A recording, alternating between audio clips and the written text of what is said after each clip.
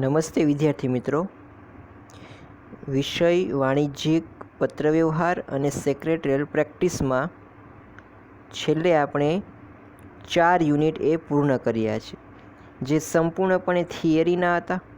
પત્ર કઈ રીતે લખવો, એનો આંતરિક દેખાવ, બાહ્ય દેખાવ, પત્રવ્યવહાર કોને કહેવાય વગેરે બાબતોની આપણે ચર્ચા કરેલી.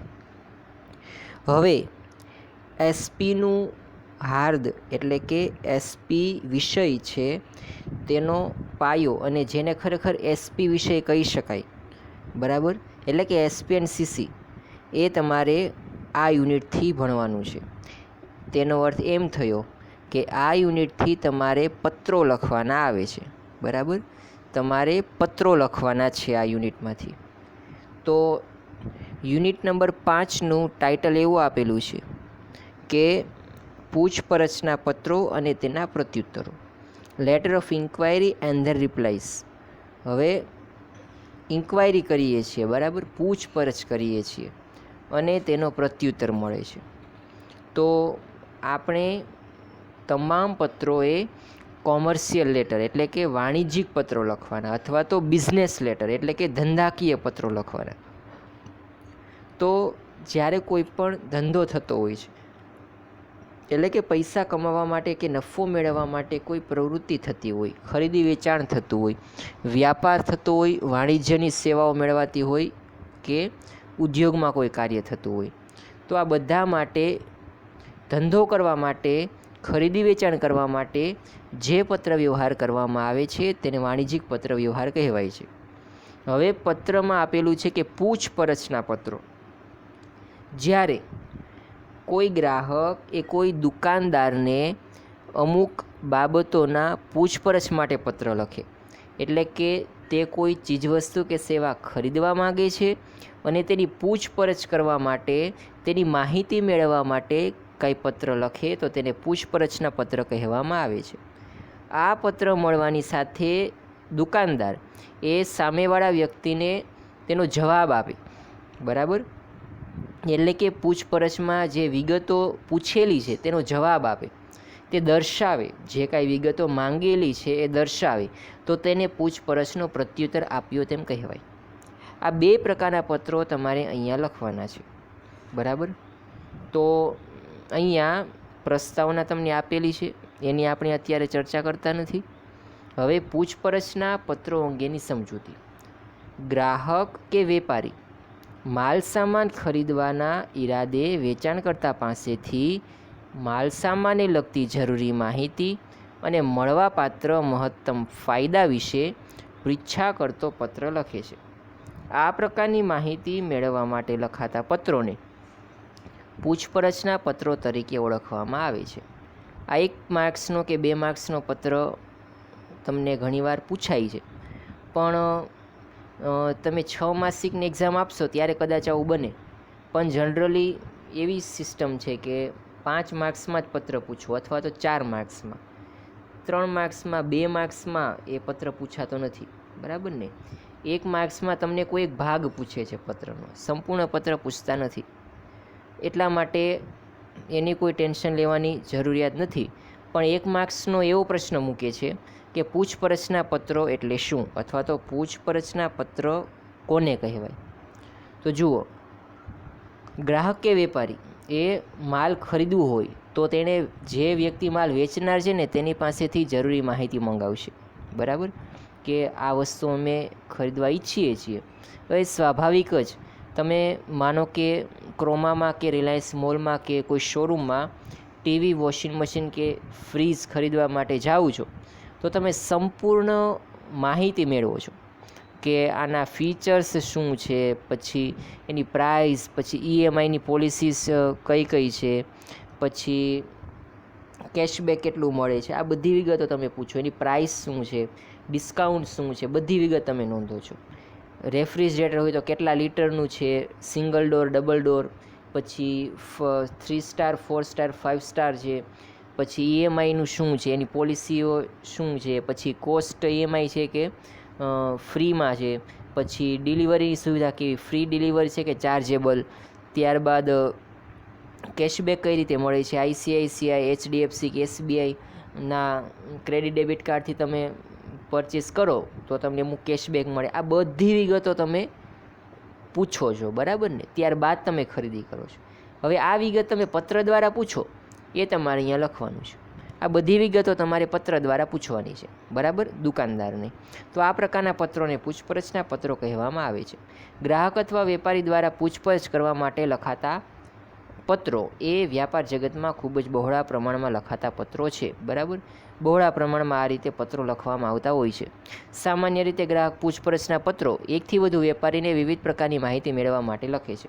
ત્યારબાદ તે મેળવેલ માહિતીનું વિશ્લેષણ કરે છે અને તેને અનુકૂળ વેપારીને ઓર્ડર આપે છે, બરાબર. હવે જે કાંઈ માહિતી મળે છે ને, બરાબર, પૂછપરછના પત્રો, તો એ ગ્રાહક શું કરે છે, કોઈ એક દુકાનદારને નહીં પરંતુ અનેક વેપારીઓને કે દુકાનદારને પત્રો લખે છે અને માહિતી મેળવે. હવે આ માહિતીનું ગ્રાહક એ વિશ્લેષણ કરશે અને ત્યારબાદ એ અનુકૂળતા મુજબ ઓર્ડર આપશે કે મને અહીંયા વધારે ફાયદો થાય છે તો હું ત્યાં ઓર્ડર આપું, બરાબર, એ રીતે. હવે જે પૂછપરછના પત્રો લખીએ છીએ એમાં કેટલીક બાબતો ધ્યાનમાં રાખવી પડે છે. એમાં ઘણી બધી બાબતોનો સમાવેશ થાય. અત્યારે માત્ર તમારે એ હું સમજાવું છું એ સમજવાની છે, બરાબર, યાદ રાખવાની નથી, કારણ કે પરીક્ષામાં તમારે પૂછાવાની નથી, પણ પત્ર લખવા માટે તમારી ઉપયોગી છે, બરાબર ને? એટલા માટે સમજવી જરૂરી છે, બરાબર, અને યાદ રાખવી જરૂરી. પણ પેપરમાં પાક્કું નથી કરવાનું, માત્ર સમજૂતી મેળવવાની છે. કારણ કે પેપરમાં આપણે પૂછતા નથી, બરાબર, કારણ કે તમારું જે 6 માસિક 9 માસિક પેપર નીકળશે એમાં પણ આ વિગતો નહીં પૂછાય, કારણ કે આ યુનિટ પત્રોનું છે. તમારે આમાંથી પત્ર પૂછાવાનો છે. પહેલો મુદ્દો આપેલો કે પૂછપરછના પત્રની શરૂઆતમાં પત્ર લખનાર પોતાનો વ્યાપારી પેઢી તરીકે પરિચય આપે છે, બરાબર. પૂછપરછના પત્રોની અંદર તમારે પરિચય આપવો જોઈએ. તો હવે જુઓ, આપણને આમાં નવાઈ લાગશે કે નાની નાની વસ્તુઓ ખરીદવા માટે કાંઈ આપણે પત્ર દ્વારા પૂછપરછ કરીએ, એવો પ્રશ્ન સ્વાભાવિક થાય. પણ વાસ્તવમાં શું હોય છે કે જથ્થાબંધ વ્યાપારીને છૂટક વ્યાપારી આપણે જાણીએ છીએ. તો છૂટક વ્યાપારી છે એ હોલસેલમાંથી કે કંપનીમાંથી ખરીદી કરશે, બરાબર. જેમ કે ઉદાહરણ લઈએ કે ગડા ઇલેક્ટ્રોનિક્સ છે, બરાબર. તો ગડા ઇલેક્ટ્રોનિક્સની અંદર જેઠાલાલે જો મોટી મોટી કંપનીઓમાંથી હોલસેલમાં એ ટીવી, ફ્રીજ, વોશિંગ મશીન વગેરે મંગાવે છે. તો હવે જુઓ, જેઠાલાલે પૂછપરછ કરતો પત્ર કોને લખશે, તો કે જે તે કંપનીને. સેમસંગ હોય કે LG હોય, સોની હોય, ઓનિડા હોય કે પછી MI, આવી જુદી જુદી કંપનીઓને પત્ર લખશે. તો આ પત્ર પૂછપરછના છે, બરાબર. તો આ રીતે તમારે વિચારવાનું, કારણ કે આપણે તો ગ્રાહક તરીકે રૂબરૂ જઈને જ પૂછપરછ કરીએ છીએ, બરાબર ને? પત્ર નથી લખતા, પણ એ લોકો પત્ર લખશે, બરાબર. તો એને અહીંયા વાત કરી છે. તો અહીંયા જ્યારે જેઠાલાલ પત્ર લખે છે ને ત્યારે પહેલાં પોતાનો પરિચય આપશે કે હું ગડા ઇલેક્ટ્રોનિક્સ આટલા વર્ષથી દુકાન ચલાવું છું, આ વસ્તુનું વેચાણ કરું છું, આટલી એજન્સીઓ મારી પાસે છે, આ બધી વિગતો એ દર્શાવશે. એટલે કે જેઠાલાલ પોતાનો પરિચય એ વ્યાપારી પેઢી તરીકે, ગડા ઇલેક્ટ્રોનિક્સ તરીકે પોતાનો પરિચય આપશે, બરાબર ને? તમને કદાચ ખ્યાલ હોય તો પેલા એક એપિસોડ આવેલો હતો તારક મહેતા કા ઉલ્ટા ચશ્મામાં, બરાબર ને? એજન્સીનો બાજુમાં છેડા ઇલેક્ટ્રોનિક્સ હતું, બરાબર. તો એજન્સી કોની આપે, એટલે કે કોન્ટ્રાક્ટ કોની આપવું, ડીલરશીપ એવો શબ્દ ત્યાં યુઝ કરતા હતા કે ડીલરશીપ કોની આપવી, કોની સાથે કોન્ટ્રાક્ટ કરવો, બરાબર ને? તો આ બધું લેખિતમાં થાય છે. પછી એ તો એની મિટિંગ હતી એ રીતે હતું, પણ શરૂઆતમાં જે ટેલિફોનિક કન્વર્સેશન થઈ હતી એ અહીંયા લેટરના સ્વરૂપમાં થાય છે, બરાબર. તો એ રીતે પૂછપરછ થતી હોય છે. હવે પૂછપરછના પત્રનું અનુસંધાન એટલે કે તે પત્ર જાહેરાતના અનુસંધાનમાં વેપારી ડિરેક્ટરીની વિગતના આધારે કે કોઈની ભલામણની આધારે લખાયો છે તે દર્શાવે છે. હવે અહીંયા જેઠાલાલનું ઉદાહરણ લઈએ છીએ, તેના દ્વારા સમજીએ તો જેઠાલાલે એવું તેમાં લખવું પડશે કે હું આ પત્ર કયા સંદર્ભમાં લખું છું. તમે છાપામાં એવી જાહેરાત આપી હતી કે અમે એજન્સી આપવા માગીએ છીએ, અમે ડીલરશીપ આપવા માગીએ છીએ, કે તેના કોઈ વ્યાપારી મિત્રએ તેને કીધેલું છે, કે પછી જાહેરાતના અનુસંધાનમાં લખે છે, એ પણ ત્યાં વિગતો દર્શાવવાની છે કે ભાઈ તમે આ જાહેરાત આપી હતી તેના સંદર્ભમાં હું પત્ર લખવા પ્રેરાયો છું. ત્રીજો મુદ્દો છે કે પૂછપરછ કરવાના ઉદ્દેશની સ્પષ્ટતા કરવી જોઈએ, બરાબર ને? પછી તમે લાંબુ પત્ર લખો અને પછી છેલ્લે એવું જણાવો તમે કે મેં માત્ર માહિતી મેળવવા માટે પત્ર લખેલો, મારે કંઈ ખરીદવું બરીદવું નથી, બરાબર ને? તો આ અયોગ્ય છે, આવું ન કરવું જોઈએ. સ્પષ્ટપણે દર્શાવી દેવાનું. જો તમારો પૂછપરછ કરવાનો ઈરાદો હોય તો તમારે સ્પષ્ટપણે દર્શાવી દેવાનું કે ખરીદવાની ઈચ્છા છે મારી, પણ ભવિષ્યમાં, અત્યારે હું ખરીદવા માગતો નથી, અત્યારે હું માત્ર પૂછપરછ કરવા માગું છું. આવું સ્પષ્ટપણે દર્શાવી દેવાનું, બરાબર ને? તો આ વિગત એ આ મુદ્દામાં દર્શાવે છે. પછી આપેલું છે જે વસ્તુ મંગાવી હોય તેનું વિગતવાર અને સ્પષ્ટ વર્ણન કરવું જોઈએ અને તેમાં પ્રાપ્ત થઈ શકે તેવી વિવિધતાઓનો ખ્યાલ મેળવવા પૂછપરછ કરવી જોઈએ.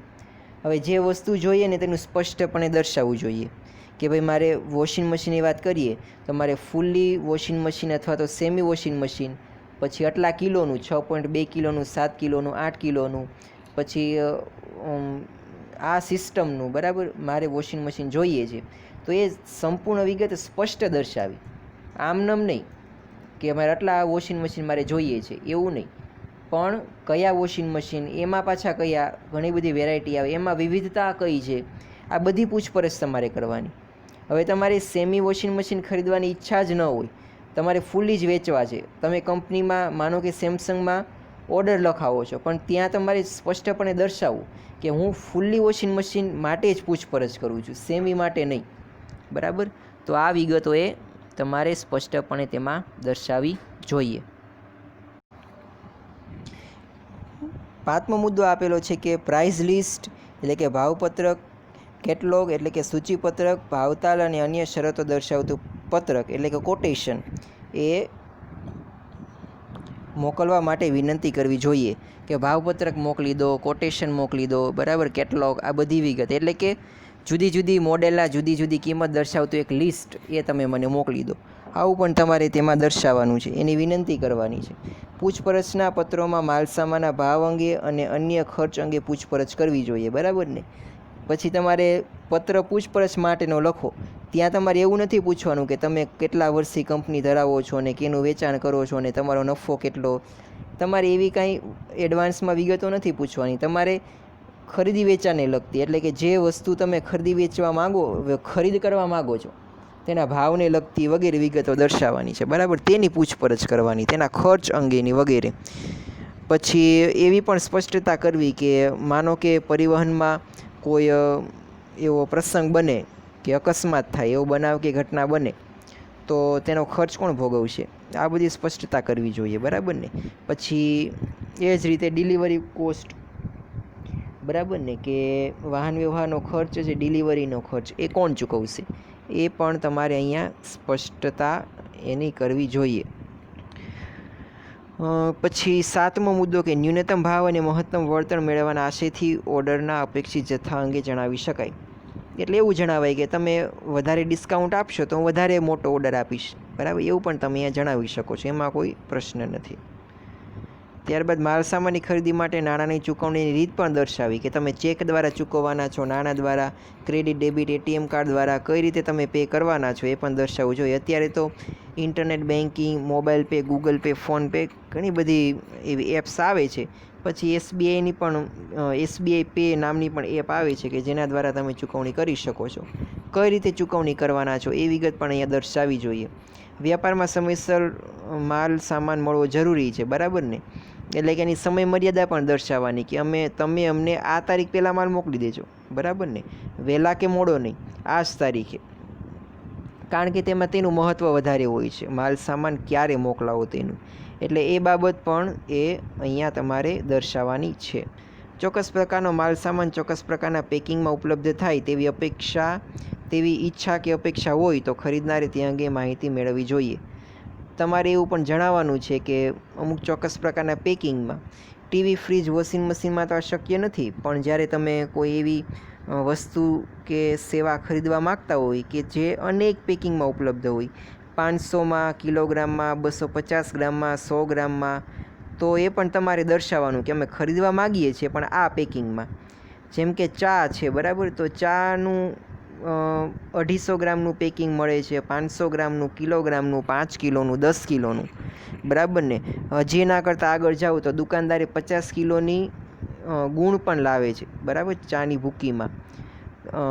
જે વિમલ ચા છે, બરાબર. વિમલ જેમ કાપડ હતું એમ અત્યારે વિમલ ચા પણ મળે છે. તો એનું પેકિંગ તો 50 કિલોમાં પણ આવે છે, બરાબર ને. આપણે ભાવનગરમાં તો ઓછું ચલણ છે, પણ જ્યારે જુનાગઢ કે રાજકોટ બાજુ તમે જશો એટલે ચાનું પણ તમને એ રીતે મોટા મોટા પેકિંગ જોવા મળશે.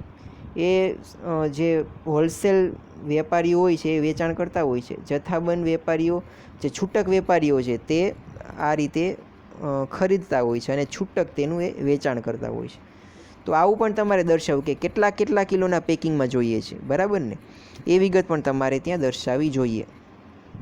પત્રના અંત ભાગમાં વેચાણકર્તાને ખાતરી આપો કે જો તેમના ભાવતાલ અને વેપારી શરતો અનુકૂળ હશે તો ભવિષ્યમાં મોટા ઓર્ડર આપીશું, બરાબર. એટલે એક પ્રકારની લાલચ આપવાની કે જો તમે વ્યાજબી ભાવ લેશો ને તો અમે ભવિષ્યમાં પણ મોટો ઓર્ડર આપીશું, બરાબર. આવી વિગત તમારે તેમાં દર્શાવવાની રહેશે. પછી બસ 12મો મુદ્દો આપણે નહીં કરીએ. હવે પ્રત્યુત્તરની વાત કરીએ તો પૂછપરછનો હવે પ્રત્યુત્તર આપવાનો છે. હવે વેપારી એ જે તે કંપનીમાં, એટલે કે અહીંયા જેઠાલાલનું ઉદાહરણ લઈએ છીએ તો એ જે તે સોની કે એમઆઈ કે સેમસંગ એલજી કંપનીમાં પૂછપરછ કરે છે. તો હવે સામેવાળી કંપનીએ ગડા ઇલેક્ટ્રોનિક્સને તેનો પ્રત્યુત્તર આપશે, બરાબર. એટલે એનો અર્થ શું થયો કે તેણે જે કાંઈ પૂછપરછ કરી હતી ને તેનો જવાબ આપશે, બરાબર ને. તો આ વિગત પણ, આ એક અલગ પ્રકારનો પત્ર એ તમારે લખવાનો છે.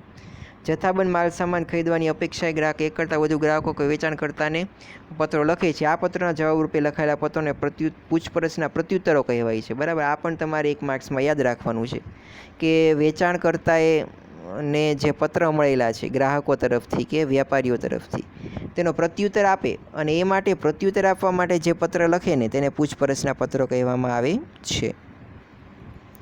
હવે માલ સામાન વેચનાર આ પ્રકારના પત્રો ગ્રાહકોને લખે છે. આ પત્રો ગ્રાહકોનું આકર્ષણ ઊભું કરવાનો હોવાથી સચોટ, ત્વરિતતા, ચોકસાઈ, મુદ્દાસર પ્રતિભાવ અને ધંધાકીય કોને દર્શાવવી જરૂરી છે. હવે અહીંયા એ વેચનાર છે, એટલે કે જે તે કંપની એ જેણે પૂછપરછ કરી હોય ને તેને પત્ર લખશે, બરાબર ને. અને આમાં એની પ્રતિષ્ઠાનો સવાલ છે. સામેવાળો વ્યક્તિ એ ઓર્ડર આપી જ દે ને એ રીતે તમારે પત્ર લખવાનો છે. એમાં કુનેહ જરૂરી છે, ચોકસાઈ, ત્વરિતતા, સચોટતા વગેરે બાબતો એ અગત્યની છે.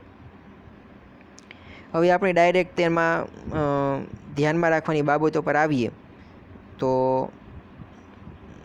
પૂછપરછ કરતા પત્રને ઉત્તર લખતી વખતે સૌપ્રથમ પૂછપરછ કરનારે વેચવામાં આવતા અથવા તો ઉત્પાદન કરવામાં આવતા માલ સામાનમાં રસ લીધો છે તે બદલ આભાર માનવો જોઈએ, બરાબર. પહેલાં જ તમારે આભાર માનવાનો છે કે ભાઈ અમે જે વસ્તુ વેચવા માગીએ છીએ તે તમે ખરીદવાની ઈચ્છા દર્શાવો છો ને તે બદલ આભાર, બરાબર ને. જેમ કે કોઈ વ્યક્તિ તમને થેન્ક યુ ક્યારે કહે છે કે જ્યારે તમે માનો કે તમારો બર્થડે હોય છે તો તમારી બર્થડે કોઈ તમને વિશ કરે છે કે ભાઈ હેપી બર્થડે, તો ત્યારે તમે તેને થેન્ક યુ કહો છો, એટલે કે તેનો તમે આભાર માનો છો. તો અહીંયા પણ સામેવાળા વ્યક્તિએ, એટલે કે ગ્રાહકે કંપનીની વસ્તુ ખરીદવા માટેની ઈચ્છા દાખવીને તેના માટે તેનો આભાર માનવાનો છે, બરાબર ને. એ થેન્ક યુ, તમે અમારી વસ્તુ કે સેવા ખરીદવા માટેની ઈચ્છા વ્યક્ત કરી એટલા માટે. પછી આપેલું છે બીજું કે પૂછપરછના પત્રોના પ્રત્યુત્તર આપતી વખતે શરૂઆતમાં ગ્રાહકે લખેલા પૂછપરછના પત્રનો સંદર્ભ ક્રમાંક અને તારીખ અવશ્ય દર્શાવવા. તો આપણે એવું લખવાનું કે તમે અમને આ તારીખે પૂછપરછ કરેલી હતી તેના જવાબ રૂપે અમે તમને પત્ર લખીએ છીએ, બરાબર. આ વિગત તમારે તેમાં લખવાની એવું આ જણાવે છે. પછી ઝડપથી પ્રત્યુત્તર આપવો જોઈએ એવું દર્શાવે છે, બરાબર. માલ સામાન જે વિશાળ શ્રેણીમાં કે લાક્ષણિકમાં તેનો ઉદ્ભવ થયેલો હોય, જેમ કે જુદી જુદી વસ્તુ હોય છે ને એ જુદા જુદા લક્ષણોમાં ઉદ્ભવે છે. કઈ રીતે? તો રેફ્રિજરેટર હોય છે ને તો એમાં પણ ઘણા બધા નાના નાના ફીચર્સ બદલાય અને તેની કિંમત બદલાય છે, બરાબર ને. જેમ કે રેફ્રિજરેટરની અંદર ખાનાઓ હોય એ એક ખાનું નોર્મલી 2-3 ખાના આવતા હોય છે, પણ 4 ખાનાવાળું રેફ્રિજરેટર હોય તો તેની કિંમત વધારે હોય, બરાબર ને. પછી હવે સેમસંગના જે ફ્રીજ આવે છે એમાં ડેફ્રોસ્ટ સિસ્ટમ હોય છે, બરાબર ને.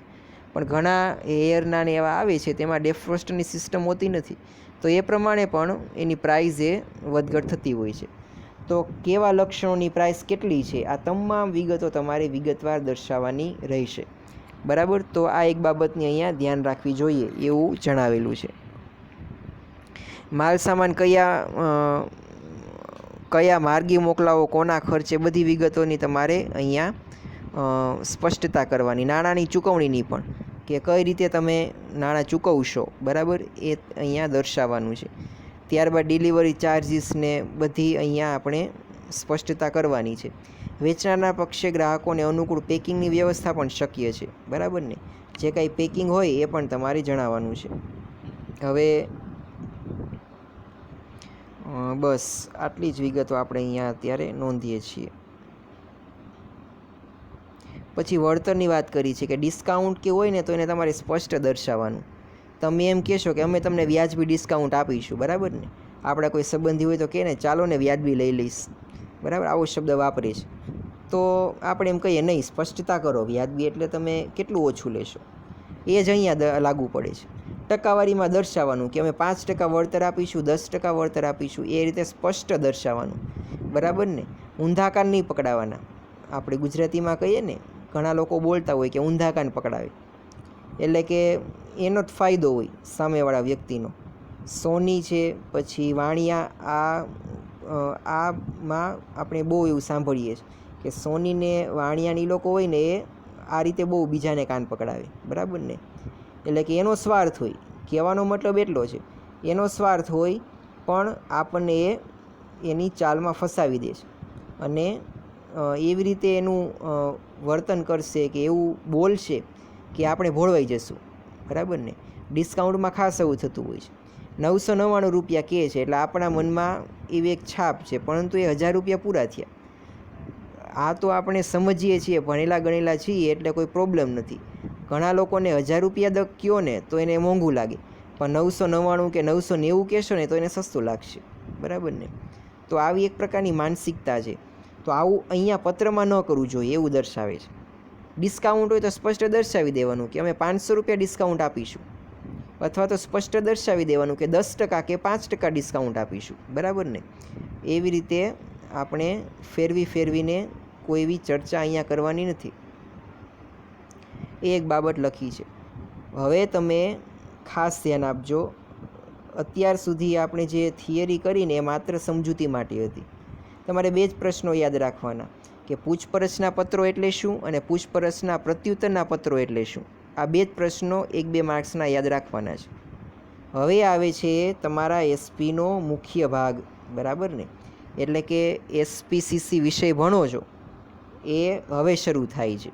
એટલે કે પત્રો લખવાના તમારે આવે છે. ધોરણ 12 કોમર્સમાં એસપી વિષયમાં તમારે વિભાગ F એમાં 5 માર્ક્સના 5 પત્રો લખવાના આવશે. એટલે કે તમારે એસપીમાં 25 માર્ક્સનું પત્રલેખન કરવાનું છે, બરાબર. એટલા માટે એ ખૂબ જ અગત્યનું છે અને અત્યારથી જ તમારે પત્રલેખનની શરૂઆત થઈ જાય છે. જ્યાં સુધી તમે એસપી ભણશો, બરાબર, ત્યાં સુધી તમારે હવે પત્ર લખવાના આવશે. થિયરી બિયરી આવશે નહીં. તો હવે આપણે પહેલો જ પત્ર જોઈએ છીએ. તપસ્વી ટી ટ્રેડર્સ કલોલ તરફથી વિવિધ પ્રકારની ચાની જથ્થાબંધ ખરીદી માટે ભાવ અને ખરીદ વેચાણની શરતો અંગે પૂછપરછ કરતો પત્ર ગુજરાત ટી ડેપો કાલુપુર અમદાવાદને લખો, બરાબર. અહીંયા કોને પત્ર લખે છે એ બાબતની નોંધ લઈને પત્રના જે મુખ્ય ભાગો છે એ સાથે ભાગોને તમારે વિગતવાર દર્શાવીને તમારે પત્ર લખવાનો છે. તો જુઓ, અહીંયા તમને આપેલું છે કે તપસ્વી ટી ટ્રેડર્સ કલોલ તરફથી વિવિધ પ્રકારની ચાની જથ્થાબંધ ખરીદી માટે તમારે પત્ર લખવાનો છે. એટલે કે અહીંયા તપસ્વી ટી ટ્રેડર્સ કલોલ એ પત્ર લખે છે, બરાબર. અને કોને લખે છે તો ગુજરાત ટી ડેપો કાલુપુર અમદાવાદ, આ સરનામે એ પત્ર લખે છે. હવે આપણે શરૂઆત કરીએ તો શીર્ષકથી. તો શીર્ષકમાં જે વ્યક્તિ પત્ર લખતા હોય તેનું નામ લખવાનું છે. તો અહીંયા તપસ્વી ટી ટ્રેડર્સ એનું નામ લખવાનું છે થોડું મોટા અક્ષરોમાં. એની નીચે સરનામું, એટલે મેં તમને અગાઉ કીધેલું છે એ રીતે સરનામું લખવાનું છે. અહીંયા સરનામું આપેલું ન હોય તો તમારે સરનામું બનાવી નાખવાનું છે. 15 એ તેનો પ્લોટ નંબર, પછી અલ્પવિરામ, પછી ભાવના માર્કેટ, ST રોડ અને કલોલ, પછી પિનકોડ નંબર ન લખો તો પણ ચાલે. આવું એક કાલ્પનિક સરનામું બનાવી નાખવાનું ન હોય તો કલોલ અહીંયા આપેલું છે એટલા માટે તમારે અહીંયા લખવાનું છે. જે રીતે મેં સરનામું લખવાનું કીધેલું છે એ રીતે તમારે સરનામું લખવાનું છે. એટલે કે શીર્ષકમાં જે વ્યક્તિ લખતા હોય પત્ર તેનું સરનામું. ત્યારબાદ તમારે ઈમેલ અને મોબાઈલ નંબર લખવાનો નથી. તમારે હવે આવશે તારીખ. તો તારીખ પણ જુઓ, તમે જોઈ શકો છો કે અમેરિકન અને બ્રિટિશ પદ્ધતિ પ્રમાણે બેમાંથી કોઈ પણ એક રીતે તારીખ લખીએ છીએ. તો અહીંયા બ્રિટિશ પદ્ધતિ પ્રમાણે તારીખ લખેલી છે 24મી માર્ચ 2016. બરાબર, એટલે કે જે સરનામું લખેલું છે શીર્ષક એની પછી એક લાઈન છોડીને જમણી બાજુ તમારે તારીખ લખવાની છે. પછી એક લાઈન છોડીને ડાબી બાજુ તમારે જે વ્યક્તિને લખતા હોઈએ પત્ર તેનું સરનામું, એટલે કે ગુજરાત ટી ડેપોને તમારે સરનામું એનું લખવાનું છે, કારણ કે એને તમે પત્ર લખી રહ્યા છો. તો ત્યાં તમારે ગુજરાત ટી ડેપો 55 આદર્શ કોમ્પ્લેક્સ, ચોખા બજાર, કાલુપુર, અમદાવાદ, આ પણ તમારે કાલ્પનિક સરનામું લખી નાખવાનું છે. ત્યારબાદ મેં તમને અગાઉ જણાવેલું કે હંમેશા તમારે શ્રીમાન અથવા તો સાહેબ શ્રી આવું સંબોધન લખવાનું છે. અહીંયા પણ તમારે શ્રીમાન એવું સંબોધન લખવાનું છે. બરાબર, ત્યારબાદ અલ્પવિરામ કરવાનું પણ મેં જણાવેલું. અને ત્યારબાદ એ મુખ્ય પેરેગ્રાફ એટલે કે 3 પેરેગ્રાફો, પ્રથમ ભાગ, બીજો એટલે કે મધ્યમ ભાગ એટલે કે મધ્ય પેરેગ્રાફ અને અંતિમ પેરેગ્રાફ, આ 3 તમારે લખવાના છે. હવે જુઓ, પહેલાં આપેલું કે અમે છેલ્લા 15 વર્ષથી કલોલમાં ઉપર દર્શાવેલ સરનામાવાળી જગ્યાએ વિવિધ પ્રકારની ચાનો છૂટક વેપાર કરીએ છીએ. બરાબર, એનો પરિચય આપી દીધો. હમણાં જ મેં કીધું એમ કે પ્રથમ પેરેગ્રાફમાં તમારે તમારો પરિચય આપવાનો છે. તો આ વ્યક્તિએ પોતાનો પરિચય આપી દીધો કે હું 15 વર્ષથી ચાની જુદી જુદી પ્રકારની ચાનો છૂટક વ્યાપાર કરું છું. 15મી માર્ચ 2016ના રોજ આજના સમાચાર નામના અખબારમાં પ્રસિદ્ધ થયેલી તમારી ચાના વેચાણની જાહેરાત વાંચીને અમે આ પત્ર લખવા પ્રેરાયા. હમણાં જ આપણે ધ્યાનમાં રાખવાની બાબતોમાં જોયું એ રીતે કે સંદર્ભ ક્યાંથી મળ્યો ને એ તમારે અહીંયા લખવાનું છે. બરાબર ને, પહેલા પેરેગ્રાફમાં. તો અહીંયા ક્યાંથી મળેલો સંદર્ભ, તો કે આજના સમાચાર, આવા ટાઇટલનું એક ન્યૂઝપેપર છે ને તેમાં એને જાહેરાત આપી હતી. બરાબર ને, એના સંદર્ભમાં પત્ર લખીએ છીએ. તો એ પણ વિગત અહીંયા એને દર્શાવેલી છે તારીખ સહિત. અમે તમારી પાસેથી વિવિધ પ્રકારની ચા દરેક 50ના પેકિંગમાં ખરીદવા ઈચ્છીએ છીએ. બરાબર ને, હવે જો એ પણ દર્શાવી દીધું કે અમે ચા ખરીદવા ઈચ્છીએ છીએ અને 50ના પેકિંગમાં, 50 કિલોગ્રામના પેકિંગમાં. હમણાં જ મેં કીધું હતું ને કે 50 કિલોનું પણ પેકિંગ આવે છે. તો એ રીતે પણ અહીંયા એ દર્શાવે છે. એટલે હમણાં જ મેં કીધું હતું એમ કે તમારે બધી વિગતો સ્પષ્ટ દર્શાવવાની છે. પછી તમારી પાસે ઉપલબ્ધ વિવિધ પ્રકારની ચાનું સૂચિપત્રક અને ભાવપત્રક મોકલી આપવા વિનંતી, આ પણ દર્શાવેલું હતું હમણાં કે સૂચિપત્રક, ભાવપત્રક, કેટલોગ, આ બધી વિગતો તમારે મંગાવી લેવાની. અહીંયા પણ એ વ્યક્તિ મંગાવે છે. અલગ અલગ જથ્થા અનુસાર પેકિંગમાં પ્રાપ્ત હોય તો તે મુજબ ભાવ, વળતર, નાણાંની ચૂકવણીની શરતો વિશે જાણવા ઈચ્છીએ છીએ. બરાબર, આ જાણવા ઈચ્છીએ છીએ એટલે કે આ બધી માહિતી અમને આપો એવું દર્શાવે છે. આ ઉપરાંત સામાન વહન માધ્યમ અને ખર્ચ અંગે જણાવવા વિનંતી, એટલે કે સામાન કઈ રીતે મોકલાવશો અને તેનો ખર્ચ કોણ ચૂકવશે આ પણ અમને જણાવો. બરાબર, પૂછપરછ કરે છે. ટૂંકમાં કહેવાનો મતલબ એટલો જ છે કે પૂછપરછ કરે છે આ વિગતો અંગે. પછી છેલ્લો પેરેગ્રાફ, માલ સામાન અમારા ઓર્ડર આપ્યા બાદ 10 દિવસમાં પહોંચે તેવી અપેક્ષા છે. છેલ્લા પેરેગ્રાફમાં અપેક્ષાઓ દર્શાવવાની છે એવું પણ આપણે હમણાં જણાવેલું. એટલે કે કેટલા દિવસમાં તમે ઓર્ડર મેળવવા માગો છો એ પણ તમારે દર્શાવવાનું છે. અને ઝડપથી પ્રત્યુત્તર પાઠવવા વિનંતી, આપના ભાવ અને શરતો અમને અનુકૂળ આવશે તો અમે ભવિષ્યમાં મોટા ઓર્ડર આપીશું. આ પણ હમણાં આપણે ધ્યાનમાં રાખવાની બાબતોમાં દર્શાવેલું કે જો એના ભાવ અને બધી વિગતો અનુકૂળ લાગે ને તો ભવિષ્યમાં ઓર્ડર આપીશું એવી તમારે તેને ખાતરી આપવાની છે. બરાબર ને. અને આ રીતે પછી છેલ્લે મેં કીધું હતું એમ કે તમારે આભાર એવું લખવાનું છે. તો જુઓ, છેલ્લે એને આભાર એટલું લખીને પછી આપનો વિશ્વાસુ, મેં અગાઉ તમને જણાવેલું એમ કે તમારે આપનો વિશ્વાસુ એ જ તમારે એક શુભેચ્છા દર્શક સમાપન રાખવાનું છે. ત્યારબાદ XYZ અને પછી માલિક. બરાબર, આટલી વિગતો એ અહીંયા પત્રમાં દર્શાવેલી છે. તો આ છે તમારો 5 માર્ક્સનો એક પત્ર.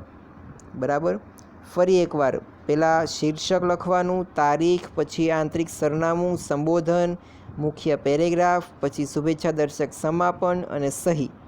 આટલી વિગતોમાં તમારે પત્ર લખવાનો છે. બરાબર, આ તમારો SPNCC વિષયનો પહેલો પત્ર છે એટલે ધ્યાન દઈને વાંચજો. તમારે હોમવર્કમાં આ પત્ર છે એ 2 વખત લખીને હોમવર્કમાં મોકલાવાનો છે. બરાબર, અને સરનામું અને ચાનો અહીંયા વ્યાપારી છે તો ત્યાં તમારે કોઈ બીજું ઉદાહરણ લઈ લેવાનું છે, બરાબર. ચાના બદલે તમે બીજી કોઈ પણ પ્રોડક્ટ લઈ શકો છો અને સરનામામાં પણ તમારે એ રીતે લખવાનો પ્રયત્ન કરવાનો છે. તો હવે આપણે અહીંયા આ લેક્ચરને અહીંયા સુધી અટકાવીએ છીએ અને તમારે હોમવર્કમાં આ જે પત્ર છે એ 2 વખત લખીને હોમવર્કમાં મોકલાવાનો છે. હવેથી આપણે રોજ આપણા લેક્ચર આગળ ચાલશે તો એસપીમાં આપણે પત્ર જ ભણવાના છે, બાકી કોઈ વસ્તુ બીજી ભણવાની નથી, બરાબર. પત્ર જ ભણીશું, પેપરમાં પણ પત્ર જ લખીશું અને વાંચીશું પણ પત્ર જ, બરાબર ને. અને 5 માર્ક્સમાં આ પત્ર તમને પૂછવામાં આવશે. તો અહીંયા સુધી અટકાવીએ છીએ અને ત્યારબાદ આપણે નેક્સ્ટ લેક્ચરમાં આગળનો પત્ર કરીશું.